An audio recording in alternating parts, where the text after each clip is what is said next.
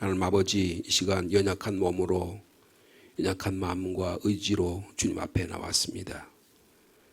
주님의 도우심이 없다면, 주님의 은혜가 없다면, 주님 우리를 만져주시 않는다면, 주님 우리에게 말씀하지 않는다면 우리는 소망이 없습니다. 이 시간 오직 주님께 소망을 둡니다. 주님은 우리를 치유하시고 고치시고 우리를 살리시는 주님이심을 믿습니다. 오늘 저에게 말씀으로 치유하여 주옵소서. 주님 우리에게 어루만져 주셔서 치유하여 주옵소서. 우리에게 믿음의 확신을 주시고 소망의 능력을 주셔서 우리의 몸, 우리의 인격, 우리의 감정들, 우리의 정서들이 예수 그리스도 안에서 치유되는 역사가 있도록 인도하여 주옵소서. 오늘도 말씀의 자리로 불러주셨으니 말씀을 읽는 가운데 우리에게 새 희망과 소망이 새로운 삶의 능력이 나타나게 하옵소서. 예수님의 이름으로 기도하옵나이다. 아멘. 오늘은 3월 25일자 묵상의 말씀입니다. 먼저 어저께 이어서 시편 39편의 말씀, 다윗의 시 인도자를 따라 여두둔 형식으로 부른 노래라는 제목이 붙어있는 시편의 말씀입니다. 한 절씩 교독하시겠습니다. 내가 말하기를 나의 행위를 조심하여 내 혀로 범죄하지 아니하리니 악인이 내 앞에 있을 때에 내가 내 입에 재갈을 먹이리라 하였도다.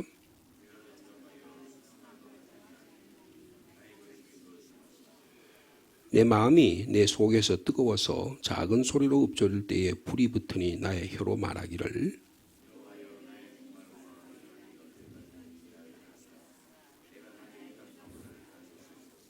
주께서 나의 날을 한 뼘 길이만큼 되게 하심에 나의 일생이 주 앞에는 없는 것 같사오니 사람은 그가 든든히 서 있을 때에도 진실로 모두가 허사뿐이니이다.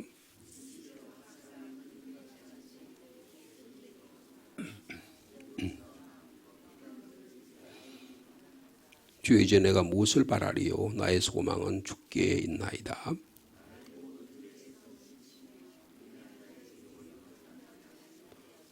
내가 잠잠하고 입을 열지 아니하면 주께서 이를 행하신 까닭이니이다.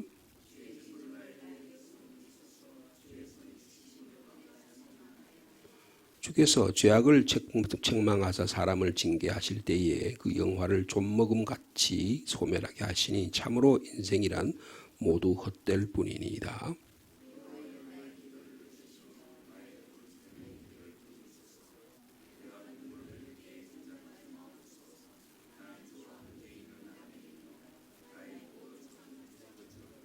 함께요.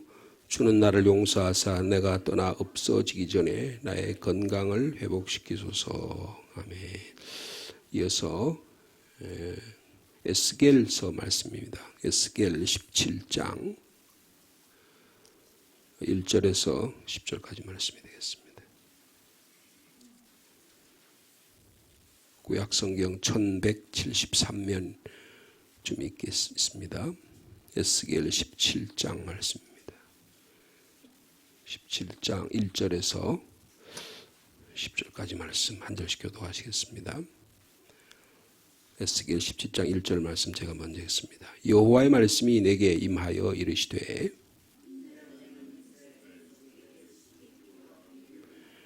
여호와께서 이같이 말씀하여 이르시되 색깔이 화려하고 날개가 크고 깃이 길고 털이 숱한 큰 독수리가 레바논에 이르러 백향목 높은 가지를 꺾되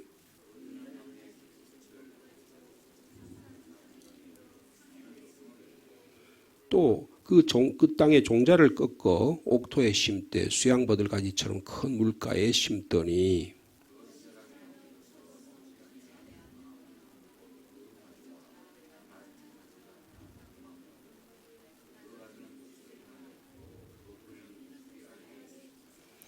또 날개가 크고 털이 많은 큰 독수리가 하나 있었는데 그 포도나무가 이 독수리에게 물을 받으려고 그 심어진 두둑에서 그를 향하여 뿌리를 뻗고 가지가 퍼졌도다.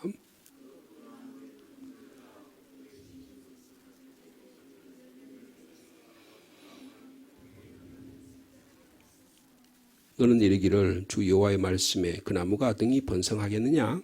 이 독수리가 어찌 그 뿌리를 빼고 열매를 따며 그 나무가 시들게 하지 아니하겠으며 그 연한 잎사귀가 마르게 하지 아니하겠느냐? 많은 백성이나 강한 팔이 아니라도 그 뿌리를 뽑으리라.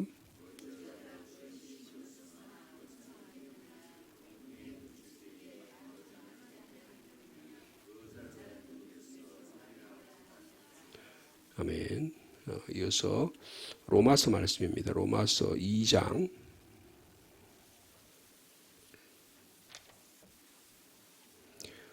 2장 어저께 말씀에 이어서 2장 12절 말씀부터입니다.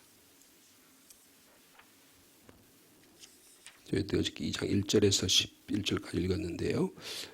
그 말씀에 이어서 2장 12절에서 16절까지 말씀 우리 한 절씩 교독하시겠습니다. 제가 먼저 신약성경 241페이지입니다. 2장 12절 말씀 먼저 읽습니다. 무릇 율법 없이 범죄한 자는 또한 율법 없이 망하고 무릇 율법이 있고 범죄한 자는 율법으로 말미암아 심판을 받으리라.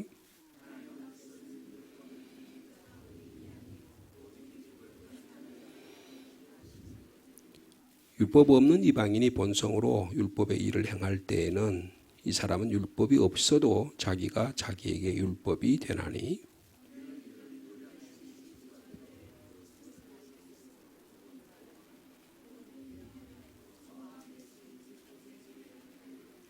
16절 같이 읽습니다. 곧 나의 복음에 이른 바와 같이 하나님이 예수 그리스도로 말미암아 사람들의 은밀한 것을 심판하시는 그날이라. 아멘. 먼저 잠깐 광고 말씀 하나 드리겠습니다. 우리 교회에 오랫동안 신앙생활 하던 우리 최중영 집사님 기억하실지 모르겠습니다. 꽤 오래전에 아드님 목회지를 따라서 연세도 있고 하셔서 이제 가셨는데요.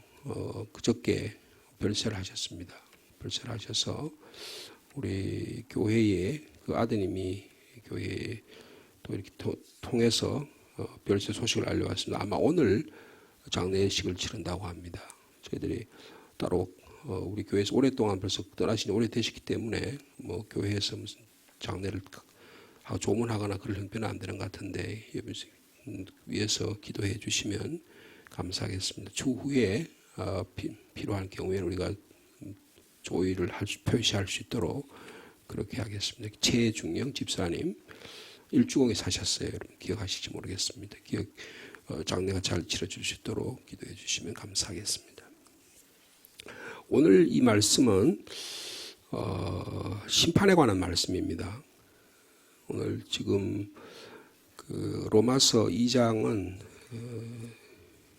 인간은 다 하나님 앞에 심판받는다는 거예요. 그래서 2장 1장 하나님의 진노에 관한 1장 18절 말씀 하나님의 진노에 관한 말씀이 쭉 있고 나서 2장에 가면 하나님의 심판이 누구에게 다 해당이 된다. 그런 이야기를 말씀하고 있습니다. 그래서 근데 왜 심판이 임하냐? 사람이 자기 자신의 생각에 따라서 삶을 꾸려가기 때문이라는 겁니다. 그러니까 나의 판단의 기준이 나에게 있다는 거예요. 그러니까 성경은 우리에게 이 이야기를 하는 이유는 뭐냐면 나의 판단의 기준은 나에게 있는 게 아니고 하나님께 있다. 하나님이 주신 말씀의 능력으로 하나님이 주신 판단력으로 판단해야 올바로 내가 판단할 수 있지. 내가 경험하고 내가 옳다고 생각하는 것을 중심으로 하면 처음부터 어떻게 해요? 다 나 중심으로 바라보게 된다는 겁니다. 그래서 자신의 생각에 따라서 자기를 삶을 꾸려나가기 때문에 그럼 어떻게 해요? 자기도 자기 판단에 따라서 다른 사람도 자기의 판단에 따라서 판단하게 된다는 겁니다.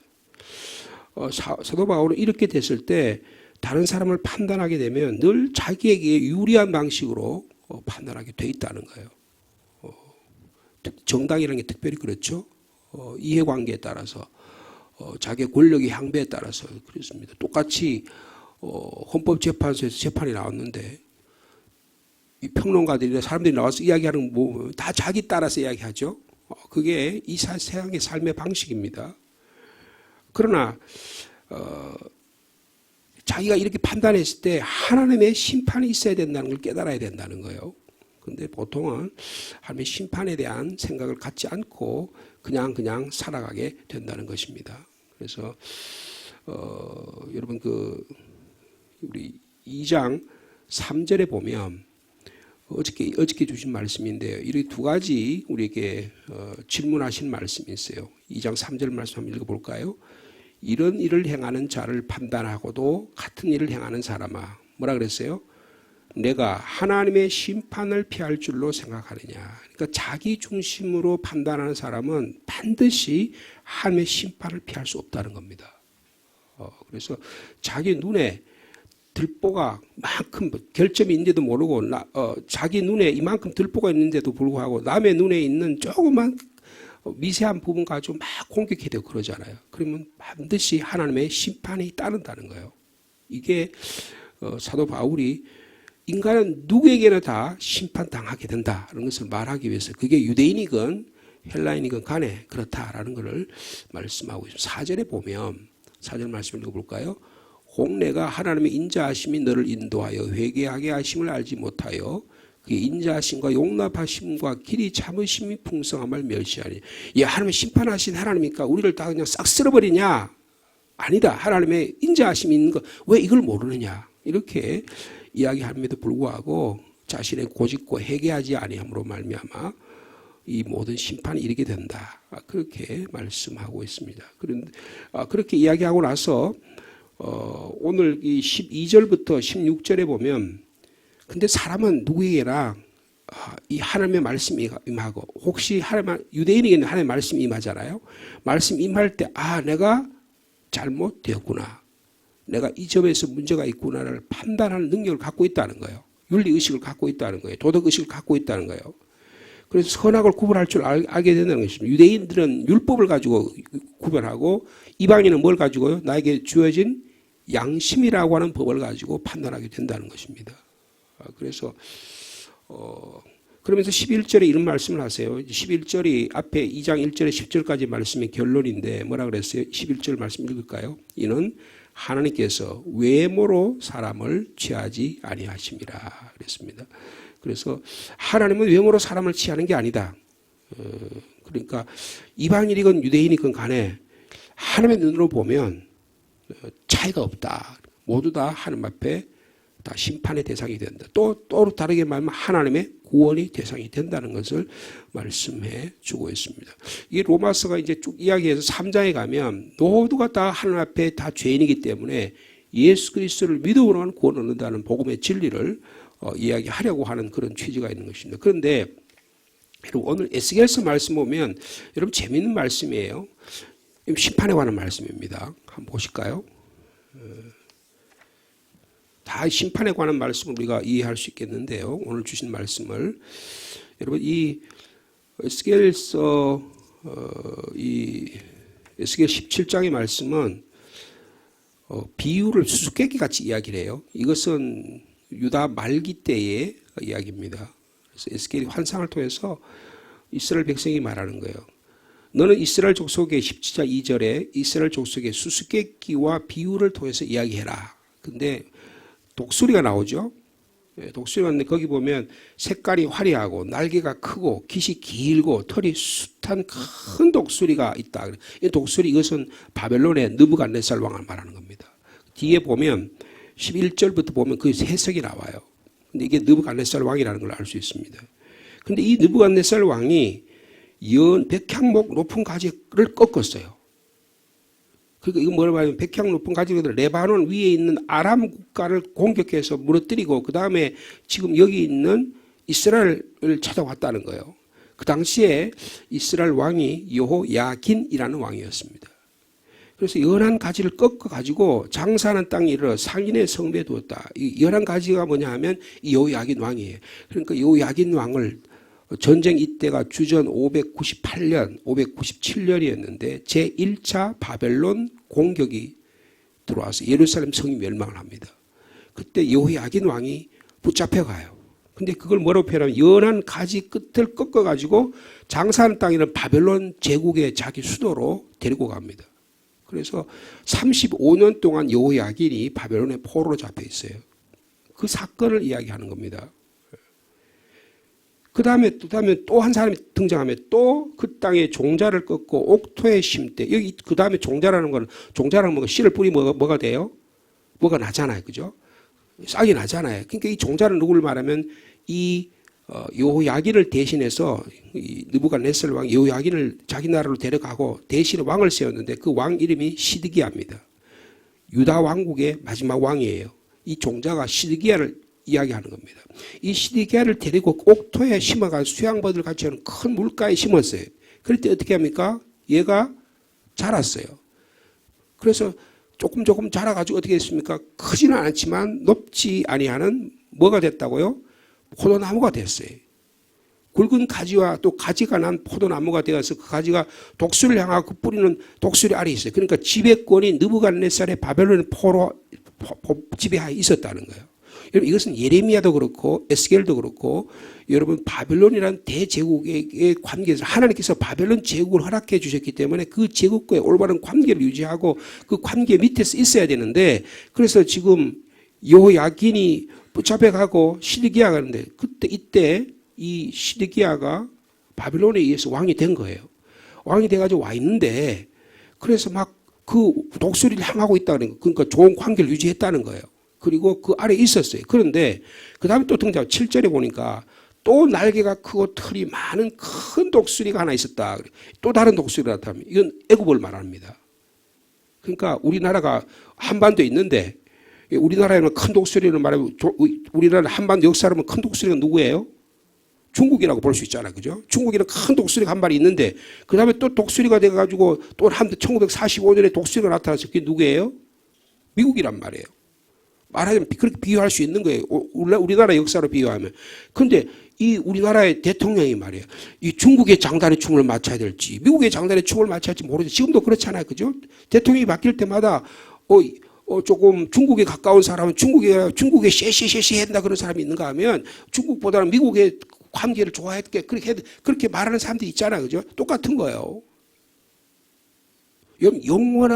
영원히 우리를 통치하는 독수리가 있는 건 아닙니다.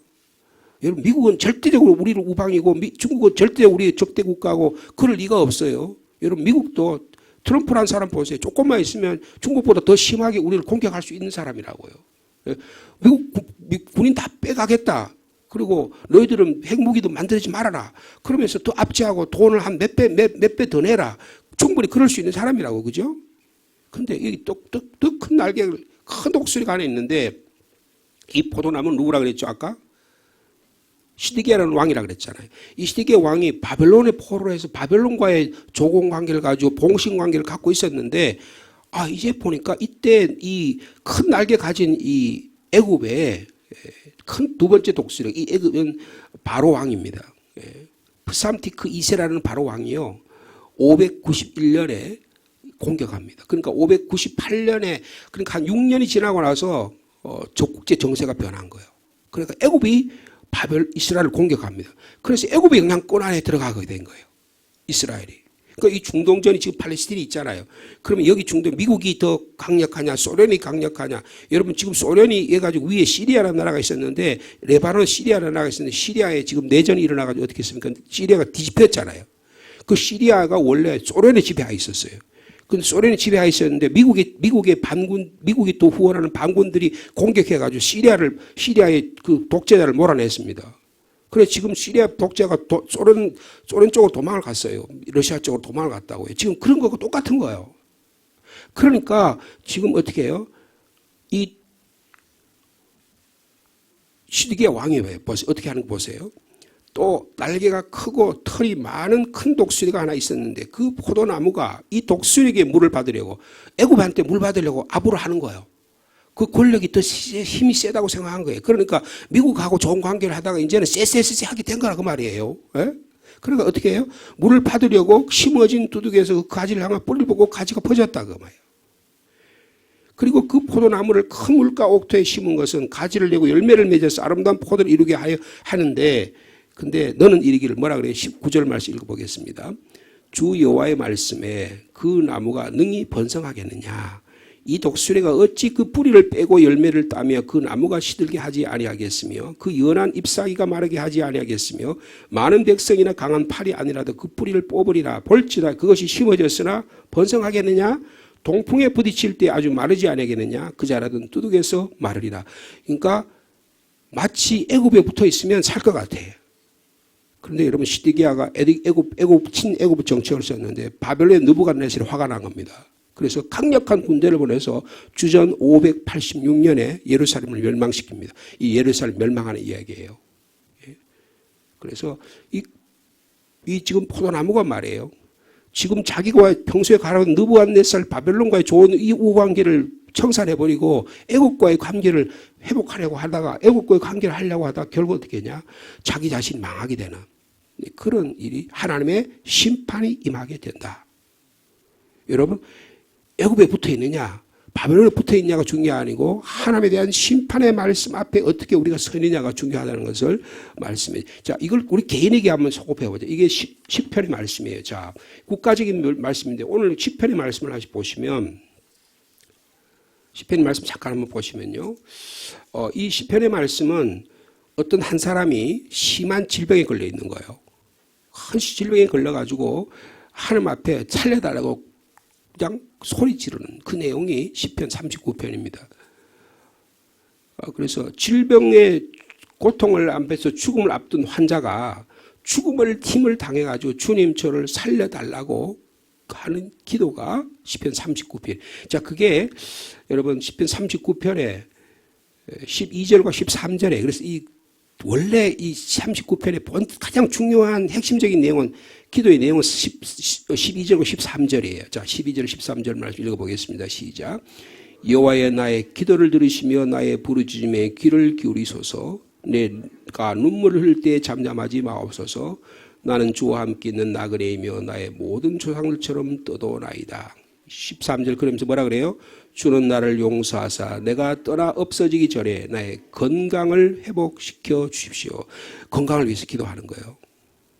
우리가 조금 전에 찬양했는데 이것도 주님의 말씀을 통해서 우리의 몸이 우리의 인격이 우리의 삶이 회복되기를 원하는 그런 찬양의 말씀 우리 찬양 우리가 함께 나누는데요. 여러분 우리 안에 이분이 무슨 일인지 모르지만 큰 질병에 걸렸어요. 근데 자기가 이 질병 때문에 하나님 앞에 막 기도해요. 주님 저를 용서해 달라고. 그리고 제가 왜 이 질병이 걸려가지고 이러는지 깊이 묵상하는 거예요. 묵상하고 있는 거예요. 근데 그 질병의 내용이 여러분 그 4절부터 보면 있습니다. 4절부터 한번 볼까요? 4절부터. 질병의 내용에 대해서 거기에 나와 있는데요. 예. 자, 우리 4절에서 6절까지 같이 읽겠습니다. 시작. 여호와여 나의 종말과 연한이 언제까지인지 알게 하사 내가 나의 연약함을 알게 하소서. 그러니까 지금 자기가 너무 힘들어가지고 이제 죽을 날이 얼마 가까워 않다라는 생각을 갖게 된 거예요. 자, 그 다음에 5절이요. 주께서 나의 날을 한 뼘 길이만큼 되게 하시며 나의 일생이 주 앞에서는 없는 것 같사오니 사람은 그가 든든히 서 있을 때도 진실로 모두가 허사뿐이다. 그렇게 내가 살려고 열심히 살아가고 막 그랬는데 내 뼈이 요거밖에 안 돼. 하나님의 영원하심의 빛에 보면 내가 이것도 아무도 아니야. 근데 이걸 가지고 막 아기다툼하면서 그래. 자, 6절이요. 시작. 진실로 각 사람은 그림자같이 다니고 헛된 일로 소란하며 재물을 쌓아나 누가 거둘는지 알지. 내가 그래 재물 돈 벌려고 그렇게 죽자 살자 했는데 이놈을 가지고 자식들이 이것 때문에 싸우네. 이것 때문에 막 분이 일어나네. 그러니까 내가 돈 번 것도 아무 소용이 없는 거예요. 그럼 어떻게 해요? 그러니까 여러분 7절에 자 이야기하잖아요. 자, 7절 읽어보겠습니다. 시작. 주여 이제 내가 무엇을 바라겠습니까? 나의 소망은 누구에게 있다고요? 주께 있나이다. 그러면서 간절히 기도합니다. 뭐라고 기도합니까? 주님 나를 모든 죄에서 건지시며 우매한 자에게 욕을 당하지. 야 저거 예수 믿는다 그러더니 저거 지 나된 대로 열심히 산다 그러더니 지가 지 딸에는 굉장히 열심히 살고 막 그렇게 산다 그러더니 여러분 내 판단에 따라 살아가게 되면 하나님의 앞에서는 절대 하나님의 심판 앞에서는 아무도 아니라는 거예요. 아까 로마서에 했던 유대인이건 헬라인이건 모든 다 하나님의 말씀 앞에서 우리의 심판이 면할 수 없다는 거예요.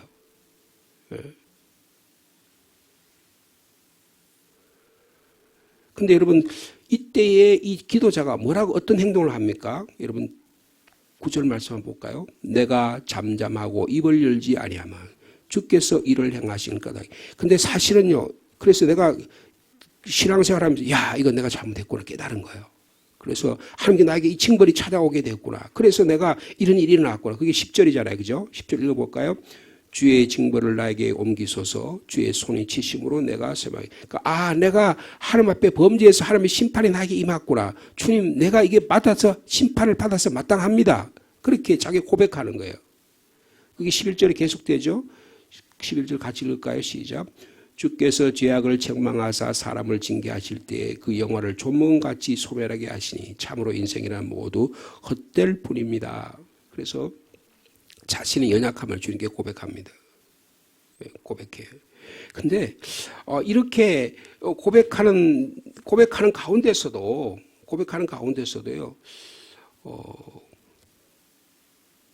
왜 이런 일이 일어났느냐? 왜 이런 일이 일어나게 됐느냐? 이것을 지금 다윗이 이 안에 여기서 지금 고백하는 내용이 여기 나타나 있습니다. 상황이 굉장히 악화됐어요. 그 상황이 악화된 과정을 1절에서 3절이 이야기합니다. 자, 마지막 1절에 3절 말씀 같이 읽도록 하겠습니다. 시작. 내가 말하기를 나의 행위를 조심하여 내 혀로 범죄하지 아니하리니 악인이 내 앞에 있을 때에 내가 내 앞에 재갈을 먹이리라. 그래서 막 나를 공격하는 자가 막 있는 거예요. 그래서 내가 참는 거예요. 내가 참아야지. 입을 다물고 행위를 조심하고 혀로 내가 범죄하지 않겠다. 근데 여러분 그게 한계가 있잖아요. 터져버리는 거예요. 그게 2절이에요. 그래서 2절과 3절 말씀 읽겠습니다. 시작.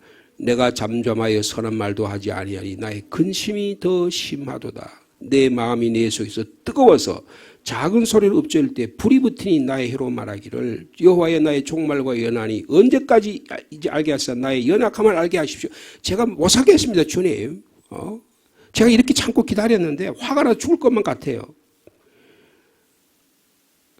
그래가지고 원망과 불평이 터집니다. 원망과 불평이 터지게 내가 잠잠하여 선을 행하지 아니하고 나의 근심이 막 더 심해져요. 내 마음이 내 속에서 뜨거워가지고 묵상할 때 막 불이 붙어 화가 막 치밀어 오는 것 같아요. 그래서 어떻게 불평하려고 하는 것을 억제한 다음에 그다음 이걸 막 하나님 앞에 터뜨려 놓는 거예요. 그러면서 야 내가 이렇게 신앙생활해서 되겠나? 하나님의 심판 앞에 있다는 사실을 다윗은 깨닫게 되는 것입니다. 여러분 오늘 우리의 삶 속에 이 우리의 삶의 고통의 문제, 우리의 연약함의 문제, 우리의 질병의 문제가 우리에게 심각한 문제고 주님께서 주님을 통해서 해결되기를 원하는 귀한 문제입니다. 이것을 하나님께 소망을 두고 이것을 하나님께 토해낼 수 있는 저와 여러분 되시길 바랍니다. 막 참고 참다가 이게 분노가 폭발해 버리니까 어떻게 할 수가 없는 거예요. 그러면 이게 가족이 불똥이 튀면 가족이 상처를 받습니다. 성도 안에 이걸 튀어버리면 성도에게 상처를 받는 거예요. 여러분 다 우리가 상처받고 살잖아요. 이게 국가 간에 살면 전쟁이 일어나는 겁니다. 불화가 일어나는 거예요. 정당 간에 일어나면 이런 갈등이 일어나는 겁니다. 일어나는 거예요. 이 상황이 악화되는 과정에서 이 기도자는 다윗은요. 이게 고통에 쓰든지 화가 나서든지 하나님 악인 앞에서 내가 혀로 범죄했기 때문에 우리 혀가 문제라는 거예요. 내가 자신이나 하나님을 저주했기 때문에 이런 고통을 당하겠다고 자기가 지금 여기서 실토하는 거예요. 내가 하나님 앞에 범죄했기 때문에 이런 일이 있다고 지금 우리가 본 것처럼 지금 고백을 하는 겁니다. 자기가 하나님 앞에서 재갈을 물었다고 여러분 그렇게 고백을 하지만 그럼에도 불구하고 내가 하는 것 사실은 내가 하는 건 내 자신을 저주하고 살아왔다. 그래서 이런 상황이 악화되게 되었다. 그럼 어떻게 해요? 이럴 때 내가 주님의 용서함이 필요하다. 용서함이 필요하다고 그렇게 말씀하고 있습니다. 그러니까 이런 삶이 아무리 악화된다고 할지라도 이런 기도를 하나님께서 여러분 허락해 주셨다는 것입니다. 우리가 좀 더 도덕적이고 양심적인 사람이 어떻게 내가 이렇게 하나님 앞에 범죄하고 내가 윤리적으로 도덕적으로 이렇게밖에 못 되는데 내가 이걸 어떻게 용서를 구해? 내가 어떻게 이걸 하나님 앞에 내가 잘못했다 그래? 내가 최소한도 여러분 그 사람이 가장 자기가 굉장히 윤리적이고 도덕적이고 굉장히 회개하는 사람 같지만 그렇지 않습니다. 자기 연약함, 자기의 부족함을 주님께 내어놓는 사람이 용감한 사람이에요. 내어놓는 사람이 용서받을 수 있는 겁니다. 근데 막 그걸 자기 안에 막 꾹꾹 참고 자기 안에 갖고 있으면 자기가 그걸 해결하려고 그래. 여러분 그런 사람은 하나님께서 용서해 주고 싶어도 뭐 용서 못하는 거예요. 가장 하나님 앞에서 좋은 사람은 뭐냐? 주님, 제가 이렇게 기도하고 이렇게 해왔는데 제가 이거 다 내 안에 있는 이런 저주와 불만과 욕망들이기 때문에 내가 뭐 견딜 수가 없는데 주님 이것 때문에 제가 범죄했습니다. 주님 이것을 주님께 내어놓습니다라고 고백한다는 거예요. 그래서 자기 자신을 뭐라고 표현하느냐 하면 12절에 보면 12절 말씀 마지막으로 같이 읽겠습니다. 시작. 여호와의 나의 기도를 들으시며 나의 부르짖음에 귀를 기울이소서. 내가 눈물을 흘릴 때 잠잠하지 마옵소서. 나는 주와 함께 있는 나그네이며 나의 모든 조상처럼 떠도는 자기 자신의 모습, 이 영원한 하나님의 나라가 나그네에 불과한 존재인데 내가 마치 이 세상에서 영영 오래 살 것처럼 내가 이렇게 행동하고 이렇게 왔습니다. 제가 주님 앞에서 죄인입니다. 주님 저를 용서하여 주옵소서. 주님 제가 이제 떠날 때가 얼마 되지 않은 것 같은데 떠나기 없어지기 전에 주님과 나와의 관계가 회복되게 하옵소서. 여기 건강한 내 뭐 암이 걸렸다든지 내가 치명적인 병에 걸려서 그런 문제도 있지만 이 건강이 뭐예요? 하나님과 나의 관계가 회복되는 거예요. 여러분 나와 하나님과 관계가 회복되는 이 아침이 되기를 원합니다. 주님 우리를 심판하시지만 우리를 용서하기도 하세요. 하나님 용서하신 하나님 앞에 우리의 있는 모습을 다 내어놓음으로 말미암아 기도를 들으시는 하나님 앞에서 우리도 치유받고 회복되는 놀라운 은혜가 있기를 축복합니다. 주님 감사합니다. 나 개인적으로든 가정적으로든 교회적으로든 국가적으로든 우리는 다 하나님 앞에 심판의 앞에 있습니다. 내가 나의 가치의 판단을 가지고 내가 이렇게 저렇게 생각해서 내가 옳다고 주장합니다. 그러면 저 사람도 자기 생각을 가지고 주장합니다. 그 생각이 서로 이해관계가 맞을 때는 좋지만 이해관계가 부닥칠 때는 분열이 일어나고 개인 간에 갈등이 일어나고 국가 간에 전쟁이 일어나고 오늘 이 시대의 모습이 그러합니다. 이스라엘의 역사도 그러했고 오늘 한국의 역사도 그러하고 우리의 삶의 모습도 그러합니다. 오늘 다윗은 이 갈등 관계에 있어서 자기를 분노를 조절하고 자기 자신의 힘으로 이것을 이기려고 했지만 도저히 참을 수 없어서 이게 터뜨려지고 맙니다. 그래서 자기가 얼마나 연약한 존재인지를 비로소 고백합니다. 나의 날이 한 뼘 길이만 같다고, 나의 인생이 허사인 것 같다고, 내가 있는 연약함이 얼마나 연약한지를 비로소 주님 앞에 내어놓습니다. 그러면서 주님 제가 징벌 받아서 마땅합니다. 주님이 손에 치심이 제가 질병의 원인입니다. 라고 고백합니다. 그러면서 주님 저의 기도를 들어주옵소서. 저의 부르짖음에 귀를 기울여 달라고, 제가 눈물을 흘릴 때 주님 저와 함께 있게 해달라고 그렇게 기도합니다. 주님 저희들도 주님께 이 시간 간절히 기도합니다. 저희의 부족함, 저희의 연약함, 저희의 죄악을 주님 앞에 내려놓습니다. 저희를 용서하여 주옵소서. 우리 육체적인 건강만을 우리 이 세상에서 잘 살고 잘 먹는 것만을 우리가 추구하고 살아왔지만 정작 하나님과의 건강한 관계를 잊어버릴 때가 얼마나 많았는지요. 내 중심으로 다 살고 다 그렇게 살아놓고 그 책임을 누군가에 떠맡긴 적이 얼마나 많았는지요. 그러나 하나님은 내가 떠나 없어지기 전에 나의 건강을 회복해달라고 다윗은 간절히 기도합니다. 주님 그 기도를 들으실 줄로 믿습니다. 오늘도 이러한 간절한 마음으로 주님께 간구하오니 저희를 치유하여 주옵소서. 고쳐 주시옵소서. 우리 개인의 건강뿐 아닙니다. 사람과의 관계에서도 예수 그리스도의 십자가의 은혜로 치유해 주시기를 원합니다. 하나님의 눈으로, 예수 그리스도의 십자가의 눈으로 우리 자신을 바라보고 상대방을 바라보므로 우리 안에 용서와 화해가 일어나게 하여 주옵소서. 오랜 세월 동안에 우리 안에 들어있는 죄악들이, 마귀 사탄의 시험과 유혹이 우리를 하나님과 나와의 관계를 깨뜨리려고 하고 하나님과 이웃과의 관계를 깨뜨리려고 합니다. 주님, 예수 그리스도께서 오셔서 우리를 용서하신 이 용서의 마음이 우리 가운데 차고 넘쳐서 오늘도 이 세상에서 해결하지 못할, 용서하지 못할 사건이 없음을 깊이 깨닫게 도와 주옵소서. 이 나라를 위해서도 기도합니다. 정당 간의 갈등으로 인해서, 국제적인 정세에 인해서 마치 유다 에스겔 선자의 이 사건처럼 이런 어려운 가운데 국제적인 정세에 여기 붙었다 저기 붙었다 하다가 다 멸망하는 유다 예루살렘처럼 그렇게 되지 않게 하여 주옵소서. 주님만을 바라보는 철저하게 하나님께 회개할 수 있는, 그래서 저희 안에 힘과 용기가 나타날 수 있도록 주께서 이 민족도 축복하여 주옵소서. 우리 최중영 집사님 별세하셨다는 소식을 들었습니다. 이곳에 계시면서 믿음의 길을 걸어가셨는데 이제 주님 품 안에 안겼습니다. 장례 절차 가운데 주님이 함께 하셔서 그 가족을 위로하여 주옵소서.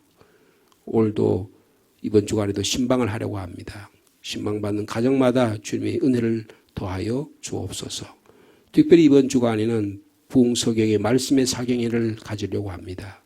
주님, 오시는 목사님에게 은혜 충만, 말씀 충만, 성령의 충만함을 주시고 저에게도 동일한 은혜를 허락하여 주옵소서. 이 시간 기도 자리에 나온 한 분 한 분들에게 은혜 위에 은혜를 더하여 주시고 용서의 기쁨과 감격의 기쁨이 솟아나도록 축복하여 주옵소서. 예수님의 이름으로 기도하옵나이다. 아멘.